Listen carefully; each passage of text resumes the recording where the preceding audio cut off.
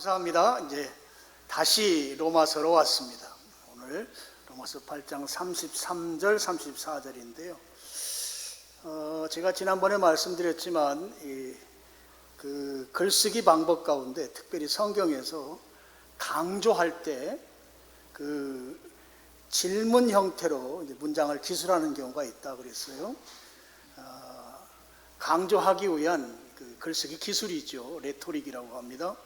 오늘 이제 33절이나 34절도 질문 형식으로 되어 있습니다. 자, 누가 능히 하나님께서 택하신 자들을 고발하겠느냐 이렇게 질문하잖아요. 이 말은 강조하는 것이기 때문에 고발할 자가 전혀 없다는 말인 거예요. 고발해봐야 통하지도 않는다는 것입니다. 제가 법원 근처에서 일하는 분의 얘기를 한번 들은 적이 있는데요. 고소는 누가 하느냐? 고소는 누가 하는가 하면 시간 있고 돈 있는 사람이 하는 거래요. 억울한 사람이 하는 게 아니라 그분 이야기가 시간 있고 돈 있는 사람이 한다. 그러니까 지금 누가 능히 하나님께서 택하신 자들을 고발하겠는가 했을 때 고발해봐야 시간 낭비하는 거고 재정 낭비하는 거고 다 헛쓰고 하는 것이다. 고발해봐야 아무 소용없다. 뭐 그런 뜻인 것이죠. 특별히 이제 성경에서 이 고발하는 자로서의 원조는 사탄입니다. 성경에 사탄이라는 말과 마귀라는 말은 같은 의미를 갖죠. 그래서 이 사탄의 속성이 상습적인 고발입니다. 상습적인 고발자로 존재하는 것이 바로 사탄이다 하는 것입니다. 근데 사탄은 누구를 고발하는가 하면 오늘 성경에 나온 대로 하나님께서 택하신 자를 고발하는 거예요. 택하셨다는 말은 하나님이 우리를 구원하셨다는 말입니다. 그러니까 하나님께서 구원받은 자를 고발하는 일을 전문으로 하는 존재가 사탄이다 하는 것이죠. 자, 사탄의 그 고발 내용은 이런 것이에요. 자, 우리를 하나님께서 선택하셨어요. 구원하셨어요. 근데 사탄이 이제 하나님께 가서 이제 고발하는 것입니다. 하나님, 저 사람 하나님이 잘못 선택했습니다. 왜 잘못 선택했는가 하면 저 사람 지금 죄를 짓고 있습니다. 죄를 짓고 있고 이미 죄 가운데 사는 존재인 저 사람, 그 사람을 하나님이 선택한 것은 하나님이 잘못 선택한 것입니다. 왜냐하면 하나님은 죄를 도무지 수용할 수 없는 분 아니십니까? 하나님을 빛이라고 하고 죄를 어둠이라고 하면 여러분, 빛과 어둠은 같이 공존할 수가 없잖아요. 근데 하나님께서 이 죄인을 받아들였다고 하는 거, 그거 도무지 성립이 안 되니, 그러니 이거 하나님 잘못 선택한 것입니다. 하나님의 속성에 맞지 않는 일입니다. 그러니까 빨리 선택한 거 파기하십시오. 이게 바로 사탄이 하나님께 가서 우리들에 대해서 고발하는 고발 내용인 것이죠. 사실 우리는요, 여전히 사탄이 고소고발할 그 고속거리, 고발거리를 달고 사는 아주 연약한 존재입니다. 하나님이 택하셔서 구원받았지만 여전히 죄 지으며 살고 있습니다. 죄에 넘어지는 것이 오늘 우리들의 현실이다 하는 것이죠. 우리가 조금 교과서적으로 생각한다고 하면, 자, 하나님께서 택함 받은 자라고 하면 죄와는 완전히 단절된 삶을 살아야 하는 것처럼 그렇게 우리가 받아들이게 되는 것이죠. 그래서 하나님 선택했으면 죄와 전혀 상관없는 존재다. 여기에 우리는 동그라미를 칠 수밖에 없다 하는 것입니다. 그런데 우리는 그렇게 살지 못하고 있어요.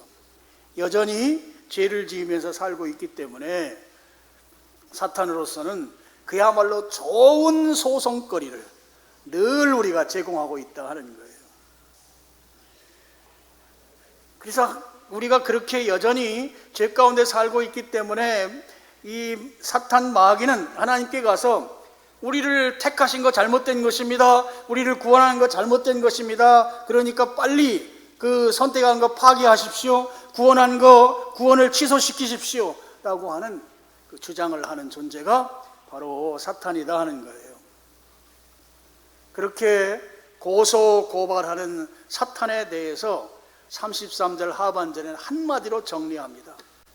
그야말로 아주 깔끔하게 정리하고 있어요. 33절 하반절에 보면 의롭다 하신 이는 하나님이시니 그랬습니다. 우리를 의롭다고 하신 분이 하나님이시다. 우리를 선택하신 분이 하나님이시다 하는 것입니다.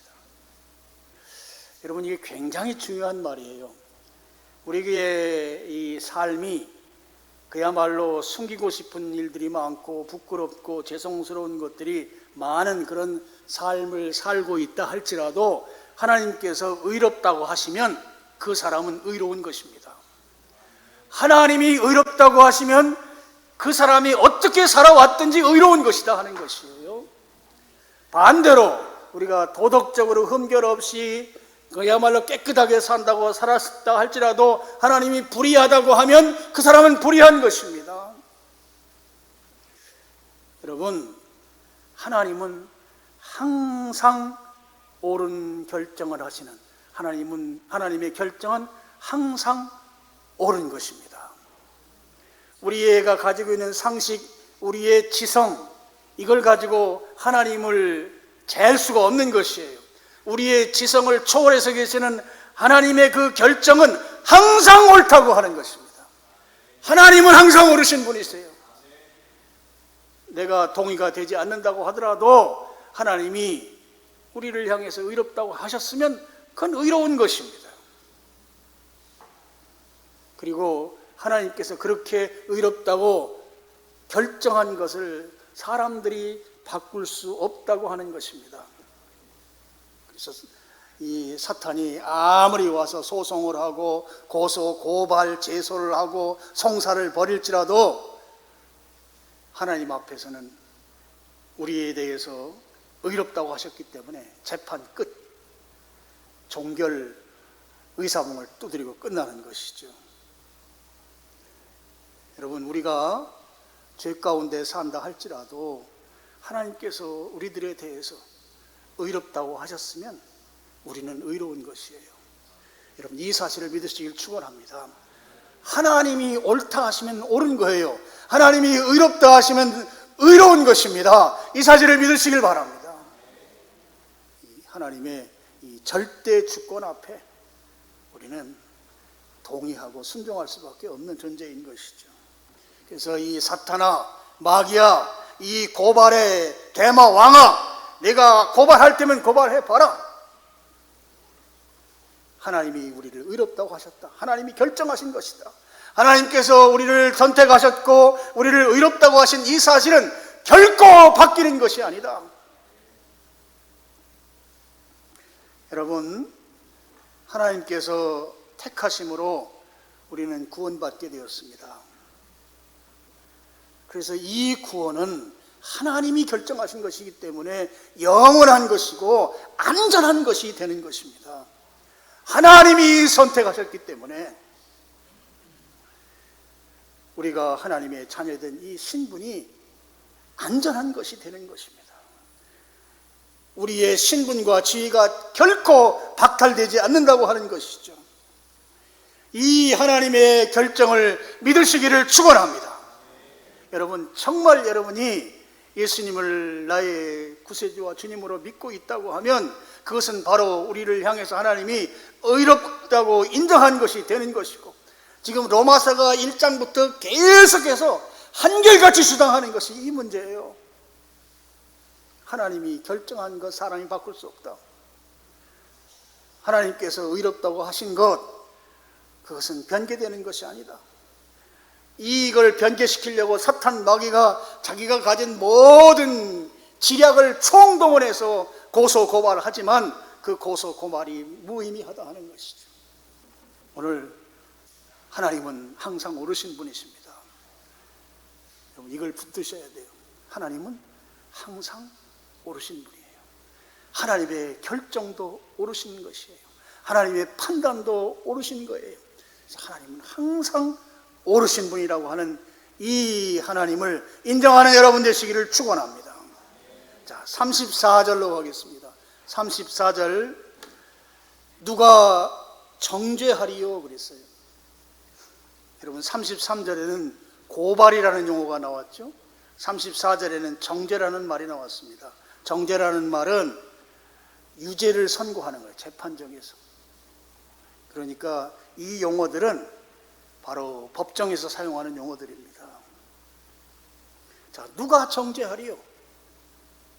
정죄할 사람이 없다는 것이죠. 그런데 성경에는 그 내용을 기록해 놓지 않고 건너뛰고 있습니다.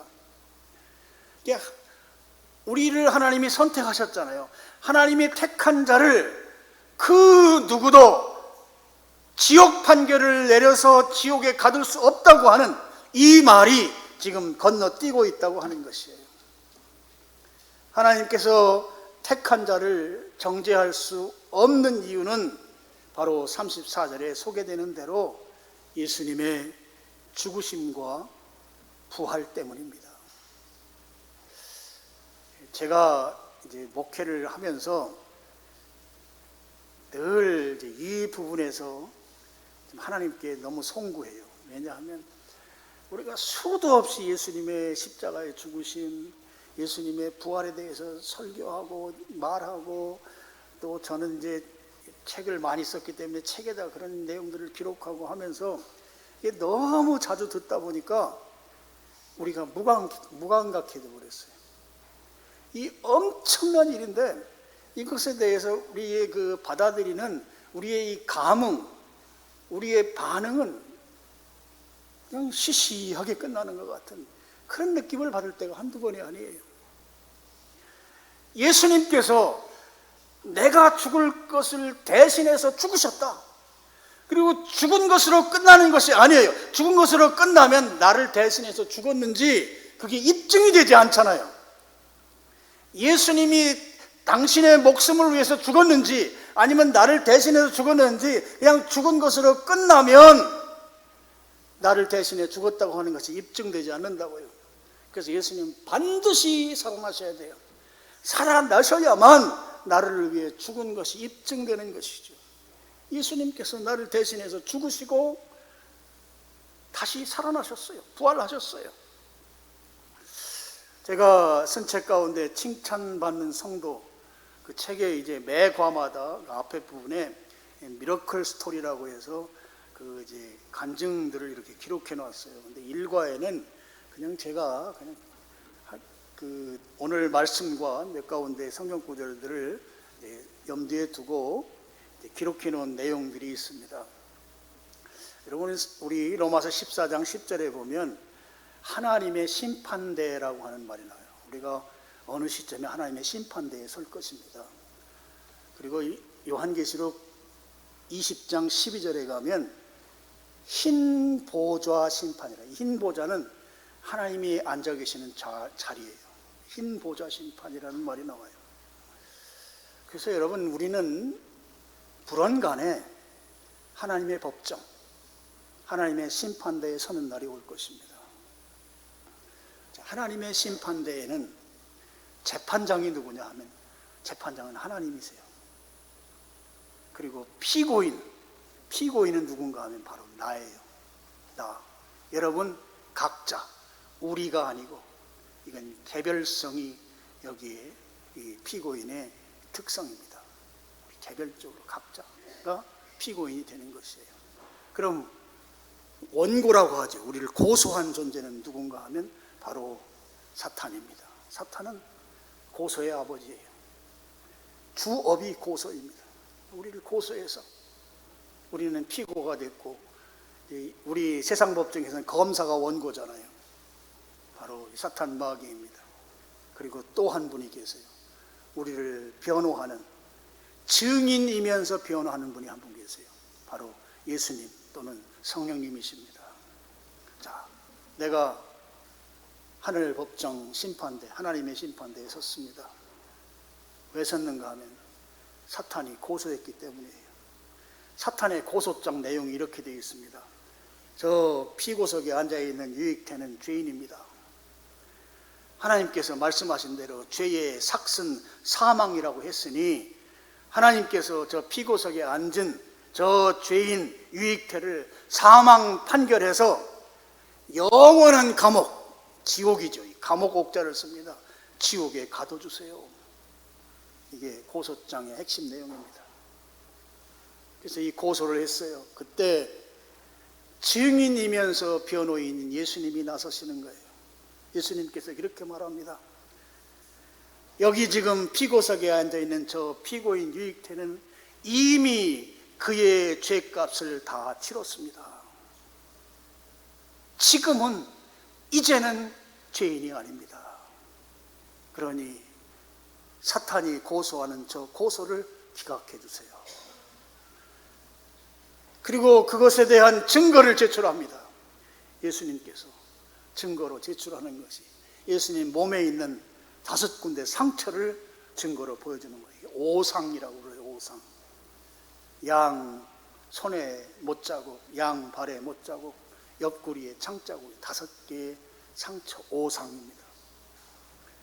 여러분, 그 주여 나를 평화의 도구로 써주소서를 노래를 만든 성 프란시스코, 영어식 발음으로는 프란시스가 그 예수님의 그 고난을 체험하기 위해서 막 몸부림을 치는 내용들이 나와요. 이탈리아에서 그 아시시죠. 아시시에서 막 나도 예수님처럼 지금 그 손에 못자국, 발에 못자국, 옆구리 창자국을 통해서 예수님의 고난을 체험하고 싶습니다. 근데 주님께서 특별한 은혜를 주셔서 이 프란시스가 이 오상의 은혜를 입잖아요. 몸에 5개의 상처를 받게 되는 그 오상을 재판장에게 증거물로 제출한 거예요. 그리고 그걸로 끝난 게 아니죠. 골고다에 예수님 달렸던 십자가와 또 예수님 묻혔던 그 무덤, 지금은 빈 무덤이 된 골고다의 십자가와 빈 무덤을 증거물로 제출합니다. 빈 무덤이어야 되는 거예요. 예수님이 다시 살아나셨기 때문에. 그냥 무덤은 무덤, 예수님이 갔다 오신 곳이에요. 그런데 살아나셨기 때문에 빈 무덤인 것입니다. 증거로 제출했어요. 그런데 이 증거가 이제 재판장에 있는 하나님께 그대로 받아들여지면서 피고석에 있던 나는 무죄 판결을 받게 됐다. 놀라운 은혜인 것입니다. 여러분, 예수님께서 우리의 증인이고 우리의 변호인이십니다. 예수님이 우리의 증인이면서 변호인으로 계시는 한 사탄이 아무리 우리를 고발하고 고소한다 할지라도 그 모든 고소 고발은 다 기각되는 줄로 믿으시기를 축원합니다. 여러분, 현행법에서는요, 이 기각되는 고소 고발이 이 계속해서 상습적으로 이 법적으로 고소 고발이 되지도 않는데도 그렇게 고소하면 이걸 무고죄로 걸리게 되면 이 벌이 아주 굉장히 강력합니다.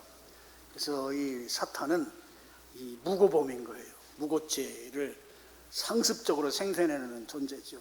그래서 결국에는 사탄은 일말의 기회도 주어지지 않고 그대로 불못에 던져지는 그런 심판을 받게 되죠.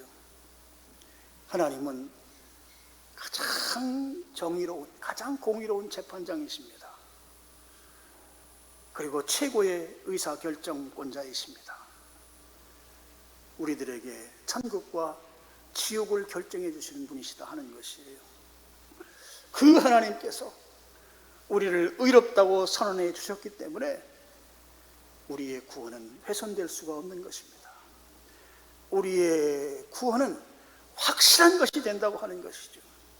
여러분, 우리가 받은 구원을 확신하지 못하고 의심하고 불안해하고 내가 구원 받았는지 안 받았는지 잘 모르겠다고 하면서 헷갈려하는 그런 삶을 살지 말기를 축원합니다. 우리의 구원은 하나님께서 우리를 의롭다고 선포해 주셨기 때문에, 그렇게 인정해 주셨기 때문에 우리의 구원은 확실한 것이 되는 것이죠. 다시 말씀드리면 하나님께서 100% 주도권을 가지고 우리를 구원해 주셨기 때문에, 우리를 의롭다고 해주셨기 때문에 우리의 구원은 결코 흔들릴 수가 없고 결코 바뀔 수가 없다고 하는 것이죠. 우리를 의롭다고 해주신 분이 예수님이세요. 그리고 그렇게 의롭게 되는데 결정적인 역할을 해주신 분이 예수님이세요. 그분이 우리의 증인이세요. 증인이신 예수님께서 지금 현재 어디에서 무엇을 하고 계시는가? 바로 34절 하반절에 나와 있습니다. 34절 하반절을 제가 읽겠습니다. 그는 하나님 우편에 계신 자요 우리를 위하여 간구하시는 자시니라. 지금 예수님이 지금 어디에 계시는가? 하나님 우편에 계시다. 다시 말씀드리면 지금 예수님은 하늘나라에 계시다고 하는 것이죠. 그럼 그 하늘나라에 계신 하나님께서 뭘 하느냐? 바로 마지막에 나오는 것처럼 우리를 위하여, 누구를 위하여? 우리를 위하여 간구하시는 분이시다. 여기 간구한다는 말이 이미 우리가 살펴본 바 있습니다. 이 헬라 말이 성경에 많이 쓰이지는 않았는데요. 27절, 8장 27절 한번 보시죠. 8장 27절 여기를 같이 읽겠습니다. 시작. 마음을 살피시는 이가 성령의 생각을 아시나니 이는 성령이 하나님의 뜻대로 성도를 위하여 간구하심이니라. 여기 이 간구라는 말하고 바로 34절에 간구라는 말이 동일한 헬라 말을 쓰고 있어요. 성령님도 간구하시는데 누구를 위해 간구하는가? 성도를 위해. 성도가 바로 우리들이잖아요. 우리를 위해서. 예수님도 간구하시는데 누구를 위하여? 우리를 위하여 간구하십니다. 성령님은 어디에 계시는가 하면 우리 안에 계세요. 우리가 인식하든 인식하지 못하든 관계없어요. 우리 안에 계십니다. 우리 안에 내주하시면서 우리를 위해서 간구하십니다. 우리가 고난받을 때, 또 우리가 기도할 수조차 없을 만큼 깊은 영적인 침체 가운데 빠져 있을 때 성령님은 깊은 탄식으로 우리를 위해서 기도하십니다. 탄식이라는 말은 너무 안타까워서 성령님이 쉬는 한숨을 말해요. 우리의 이 삶의 형편이나 우리의 영적인 모습이나 이런 걸 보니 너무너무 안타까워요. 안타까우니까 성령님께서 그냥 안타까우면서 한숨을 쉬시면서 우리를 위해 간절히 간구하신다 하는 거예요. 우리 안에 계시면서 그렇게 하십니다. 자, 예수님은 지금 어디 계세요? 하나님 우편에 계세요. 천국에 계신다고요. 천국에서 뭐 하신다고요? 우리를 위해서 간구하신다고요. 성령님 우리 안에서 간구하시고요. 예수님은 천국에서 우리를 위해서 기도하세요. 우린 정말 축복받은 존재예요.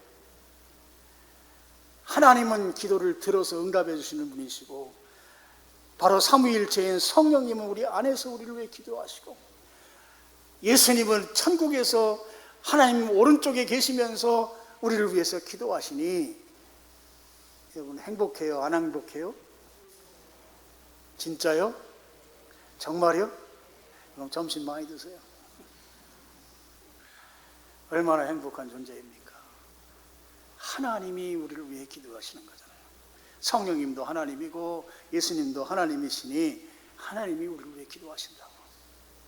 여러분 이 사실을 믿으시기를 축원합니다. 여러분 하나님께서요 예수님에게 모든 것을 다 위임하시면서 내주셨어요.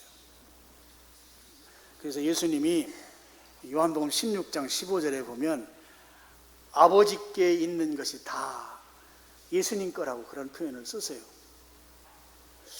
아버지 하나님께서 예수님께 다 주셨단 말이에요. 그런데 예수님께서 그 주신 것들은 모두가 다 하나님이 택한 자들, 우리를 위한 것이라는 사실을 믿으시길 축원합니다. 우리는 예수님을 통하여 모든 것을 다 공급받을 수 있는 그런 복된 존재들이라는 사실이에요. 그래서 여러분, 제가 가끔 드리는 말씀인데요. 자, 우리 머리 위에 내게 꼭 필요한 하나님 주시는 그 보따리가 하나씩 있어요. 보따리라고 하면 좀 촌스럽고 뭐라고 해야죠? 여행용 가방이라고 해야 되나? 하여튼 아니면 뭐 명품 백이라고 해야 되나? 하여튼 우리 머리 위에 있다고요. 근데 이건 우리가 가지고 있는 그 이 물리적인 힘으로는 도무지 잡을 수가 없어요. 사다리를 놓고 올라가도 안 돼. 점프를 해도 안 돼요. 근데 우리 머리 위에 있어요. 머리 위에. 근데 이 머리 위에 있는 하나님이 예비한 이것을 내가 받을 수 있는 한 가지 방법은 기도하는 것이에요.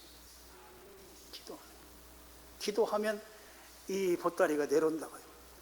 욥바에 있는 베드로에게 보따리가 내려오듯이 그 하나님의 그 준비한 예물 보따리, 우리에게 필요한 것들이 내려오는 줄로 믿으시길 축원합니다. 왜 그렇게 우리에게 이런 복을 주시는가 하면 우리는 아직도 조금 더 살아야 돼요. 이 땅에서 가끔 죄도 지으면서 살아갑니다. 근데 이 죄라고 하는 게요, 우리 이제 신앙 초창기에는 행동으로 행위죄를 많이 지어요. 그런데 이제 신앙 연조가 가면 행위죄들은 거의 짓지 않습니다. 무슨 죄를 짓는가 하면 생각의 죄를 많이 져요. 마음속에서. 이제 그런 것도 이제 점점 이제 짓지 않게 되면서 예수님을 닮아가게 돼 있어요. 그리스도인의 삶은 그렇게 점점 변화되어 가는 게 그리스도인의 그 메커니즘입니다. 근데 그렇게 앞으로 우리가 더 살아가는 그 삶 가운데 하나님이 주신 이 구원을 잃어버리지 않고 하나님께서 주신 이 구원을 확신하면서 지켜나가도록, 구원을 유지해 갈 수 있도록 그렇게 하나님께서 모든 필요한 것들을 다 공급해 주신다고 하는 사실이에요. 하나님 오른편에서 간구하는 예수님께서 하나님으로부터 모든 걸 다 위임받아서 다 받아가지고 우리에게 쏟아 부어주는데, 쏟아 부어주는 그 핵심 목적이 우리가 천국의 그 영광스러운 구원의 날, 그 구원의 자리에 갈 때까지 우리의 구원이 안전하게 보장될 수 있도록 우리를 책임져 주시는 백업하는 요소들이라 하는 것입니다. 자, 오늘 말씀의 결론입니다. 오늘 말씀 33절과 34절은 우리를 고발하는 존재가 있다. 그래서 우리로 하여금 정죄받게 하려고 하는 존재, 그 존재 가운데 으뜸이 사탄입니다. 이 사탄은 영적인 존재잖아요. 이 영적인 존재가 이 영적으로만 우리로 하여금 이 넘어지게 만드는 게 아니죠. 요한계시록에 보면 이 사탄의 오른팔과 왼팔과 같은 존재가 있어요. 요한계시록 13장에 보면 바다에서 올라온 짐승과 땅에서 올라온 짐승이 있는데요. 이 두 짐승은 무엇을 말하는가 하면, 바다에서 올라온 짐승은 예수님 믿는 사람을 박해하고 신앙생활 못하게 만드는 세상의 정치 권력입니다. 지금도 저 러시아의 푸틴 같은 존재가 바로 사탄의 오른손잡이 같은 그런 역할을 한다고 봐요.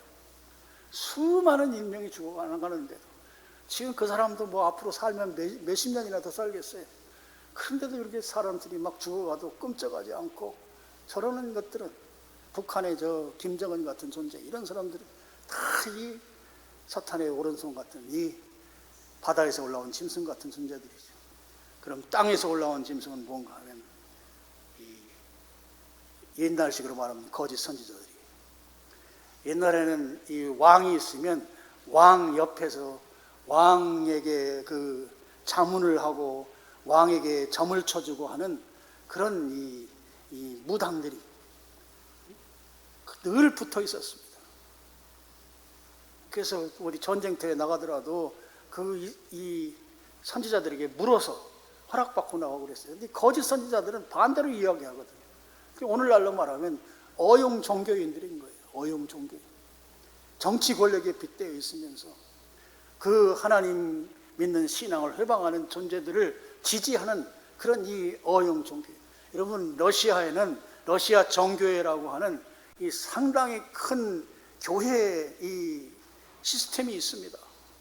아무런 역할을 못하는 거예요. 어용 종교인들인 거예요. 어용 종교. 오늘 사탄은 한쪽 손에는 세상 권력과 한쪽 손에는 어용 종교 지도자들을 통해서 오늘 우리를 고발하고 우리를 정죄하고 있다 하는 것이죠. 어떻게 해서든지 우리로 하여금 하나님으로부터 멀어지게 만들고 지옥 가게 만들려고 고소 고발을 남발하는 존재가 사탄이고 사탄의 수하에 있는 존재들이다 하는 것입니다. 그렇지만 사탄이 아무리 고소한다 할지라도 그 고소는 성립되지 않는다고 하는 것이죠. 왜냐하면 예수 그리스도께서 나를 대신해서 십자가를 지시고 죽으시고 부활하셨기 때문에 그 희생한 것이 증거가 되어서 오늘 우리가 무죄 판결을 받은 그런 존재이기 때문에 그렇습니다. 우리가 살아가면서요, 죄를 지을 수 있어요. 안 짓는다고 제가 하지 않았습니다. 죄를 지으면 사탄이 두 눈에 쌍심지를 켜고 있다가 하나님께 달려가는 거예요. 하나님은 재판장이시니까 막 고소하는 거죠. 저 사람을 선택을 하는 건 말이 안 됩니다. 죄 짓고 있잖아요. 저 구원한다는 거 말이 안 됩니다. 어떻게 죄 짓는 저 사람을 구원할 수 있습니까? 아무리 사탄이 하나님께 고소 고발을 하더라도 그 고소는 기각되고 각하된다 하는 것입니다. 우리는 예수님께서 이미 죄값을 다 치러주신 그 사실로 인해서 하나님이 우리를 하여금 의롭다고 인정해 주셨기 때문에 여러분, 이 사실을 믿으시길 축원합니다. 축원합니다. 네. 확실하게 이 믿음을 가지고 사셔야 돼요. 우리가 받은 구원은 내가 조금 잘못하면 다시 빼앗아 가시는 하나님으로서 빼앗기는 그런 구원이 아니다 하는 것이죠. 그래서 이제 오늘 8장 그 뒤의 구절들은 그 부분에 대해서 아주 명확하게 또 설명을 다 하고 있어요. 결코 빼앗기는 구원이 아니다 하는 것입니다. 그래서 한번 택함을 받아서 구원받은 자는 결코 그에게 있어서 구원은 변하지 않는다. 하나님께서 택정한 자, 하나님이 선택한 자는 그 선택에서 결코 폐기되지 않는다. 이 사실 여러분이 확신하시고 믿음을 지키면서 자신감을 갖고 여러분, 나는 구원받은 하나님의 아들이고 딸이다. 죄 지을 수 있지만 나는 점점 예수님을 닮아가는 과정 가운데 있는 이 거룩해지는 이 현재적 차원의 구원을 이루어가고 있다. 그러면서 당당하게 살아가는 성도들이 되시기를 주님의 이름으로 축원합니다. 네, 기도하겠습니다. 아버지 하나님 감사합니다. 오늘